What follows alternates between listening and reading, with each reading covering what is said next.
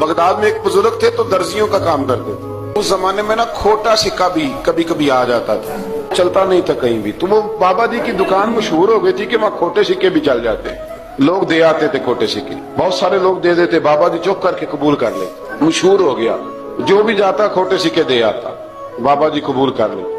फिर शाम को ना घोड़े पे बैठ के जाते और दरिया में बहा। एक दिन कुछ बंदे खोटे सिक्के लेके आ गए, तो बाबा जी अभी मुसल्ले पे थे, नमाज पढ़ रहे थे, तो बेटे ने कपड़े दिए तो खोटे सिक्के वसूल किए। तो वो खोटे सिक्के देने वाला शख्स खोटे सिक्के दे रहा था, तो वो बच्चा कहने लगा तुमने बड़ी अच्छा बेवकूफ बनाया मेरे अब्बा को, खोटे सिक्के दे ले जाओ। कहने लगा तुम्हें वाकई नहीं पता चलता खोटे हैं? कहा अब्बा जी का नहीं मुझे पता, पर मुझे तो पता है ना। और मेरा अब्बा शाम को खोल कर देखता है तो फिर जो खोटे खोटे होते हैं उन्हें दरिया में बहा के आता है, ले जाओ अपने। उतनी देर में बुजुर्ग नमाज से फारिग हुए, कहने लगे नहीं नहीं बेटे रख ले, खोटे ही रख ले। कहा जनाब क्यों?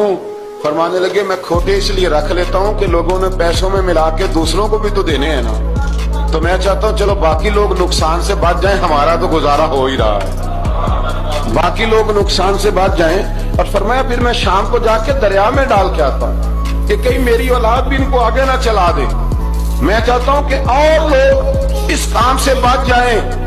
दरवेश कहते हैं कि जब उस बाबे का आखिरी वक्त आया ना, तो जो उसने जुमला कहा मेरा कलेजा फट गया। आखिरी वक्त जो उसने दुआ मांगी, तो फरमाते हैं मेरे अंदर वजद और कैफ की सूरत पैदा हो गई।